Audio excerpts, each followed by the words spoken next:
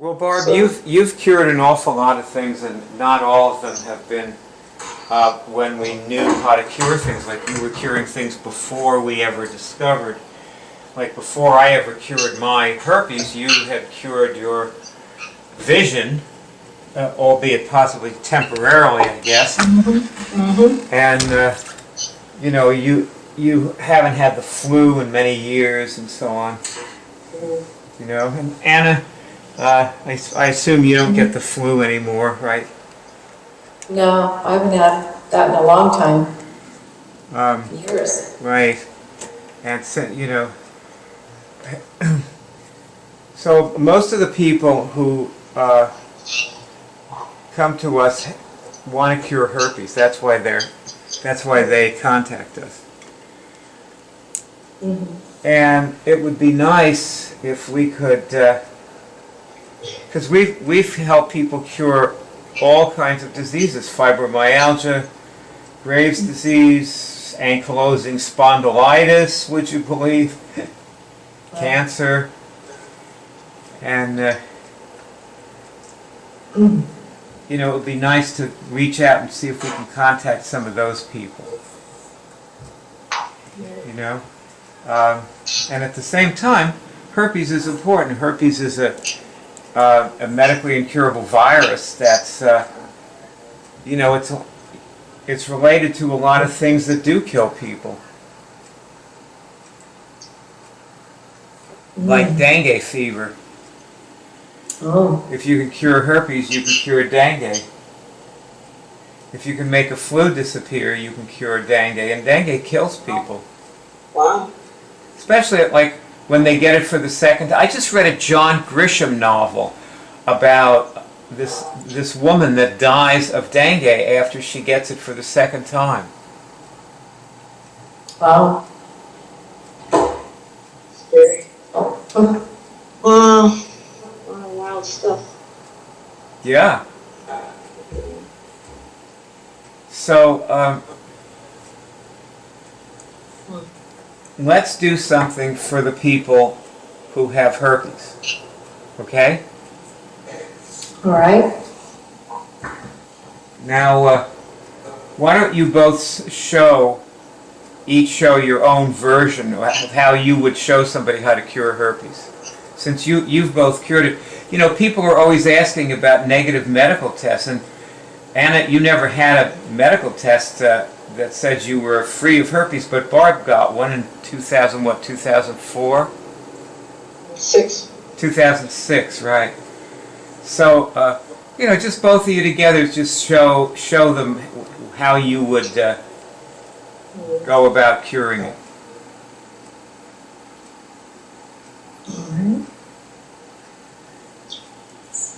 Someone else, you said? I thought about this today because I realized that I don't always associate it as a fun thing to help somebody with their herpes. Because it seems like what I do is I just try to stay away from the herpes virus. And I just, you know, I say I'm removing the herpes virus, but actually I'm changing myself so the herpes virus, like, does not have a home in me. And I usually notice it around in, I guess, my gravitational part of bodies when I'm like having a negative experience or negative thoughts or self-doubts or wanting something I don't think I can have. So I try to stay away from that stuff. In the meantime, I just say I'm now removing all viruses around the herpes virus. And I look for my signal, which is usually up my spine or my hand. Show your hand. Go a little slower, because I didn't really. It went by too fast. I just say like I'm removing my herpes virus. Like right now, I do, and then with me, especially with my scoliosis, I feel my spine extend, and my finger usually moves a little bit, and I just kind of like let it go. Okay. And Anna, what about you? So, it's been about a year and a half since I've detected the virus. When I ask if I have it, there's no movement in any of my body, so it seems to be gone from there. But it's almost every other day or so, I can feel like a little tension And so I know that that's what that is, and then I learned how to look in a couple of my bodies, and then I straighten out the energy in those bodies, and once I do that, the tension goes away. So it's mimicking a virus, but it's not really it. But something lingering there, or something that still needs attention. Mm-hmm. So that's what I'm still working on. And Barb, when was the last time you detected herpes in any of your bodies? Well, I haven't had an outbreak for almost this has been 2.5 years, but I did test for HSV1 in a blood test, so that concerned me because, like you said, I have heart disease in my family and all that kind of stuff. But I detect it I have a little issue with my gums every now and then, and I know that, the virus is a virus and herpes does all sorts of things. And I just kind of have been constantly removing it lately. So I haven't been retested, but I haven't had any kind of outbreak at all. Well, your gums are probably coenzyme Q10. Okay, that's good. Yeah, it probably has nothing to do with any virus at all. It's just you need coenzyme Q10. So, when I read that sometimes the virus can go through the mouth into the heart and that kind of thing, that's concerning. And then I cured a very major toothache recently. I didn't even want to talk about it because it was too good to be true, but it's still gone. Good for you. With the herpes, I've actually taken it more seriously now. I do it all the time. Well, you got a negative medical test in 2006. Then you caught the virus again and got a positive medical test several years ago? Yeah. So you were not immune to it after you cured it? Not at that time. I remember with that incident, and I was kind of not in a very strong state of mind. I wasn't protecting myself. And then you went and had sex with somebody who... And that's what I mean, yeah. So that, and probably, doing that was probably a symptom of your weakened state. Exactly. It's almost like I punished myself a little bit. By giving myself that. Yeah, by putting your energy into something that wasn't going anywhere. Exactly. And Anna, what do you have to say about this? It just seems like it can take a while. Apparently, it can take a while to unravel and get to the bottom of things. And I think there's probably some emotional components to it too that need to be looked at and removed as well. Mm-hmm. To support the physical healing. So I've been doing that too. Yeah. Have you ever actually helped somebody else cure herpes? Yeah, I did. The other day I helped somebody do that. Oh, really? Oh, you mean on the phone when somebody called you to get help? Actually on Skype. Okay. Yeah. How did that go? Tell us about it. That went really well. The person I was working with, she just could tell immediately that she was doing removals from her bodies. We went through several of them, and she was just sighing and laughing, and she just could tell immediately there was a big difference, and she kept thanking me. So it was just really, she was really happy. That's wonderful. She could feel it. Doesn't it make us happy when we can help somebody? Yes. Yes, it does. Well, it takes. Absolutely. Barb, you've helped a lot of people cure herpes, haven't you? I know. It's just connecting with someone helps them remove things. See, I've helped a lot of people with different viruses. Things. Yeah, not just herpes, Epstein-Barr, that's right, a lot of other viruses. Yeah. You had Epstein-Barr also. I did. How old were you when you got mononucleosis? I was about 17, 18, yes, between 16 and 17 maybe. And, But actually I got it in college again. I got it basically kind of twice. oh, you mean you caught it again from somebody?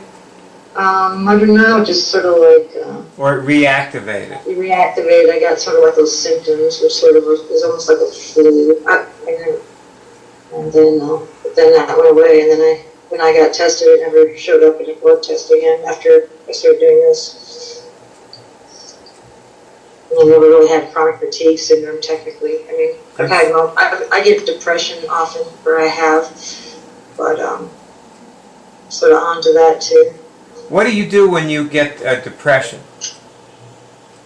Well, I think I remember you showed me that chart about the entrance points, and I realized that oftentimes people with like a physical disability, like I have this thing on my back, often tend towards, like low self-esteem or depression and all that stuff. So number one, I just know that, and then I try to like do something to like I do exercise or that kind of. I do something to kind of speed myself up, or just sometimes I just relax into it and let myself sleep.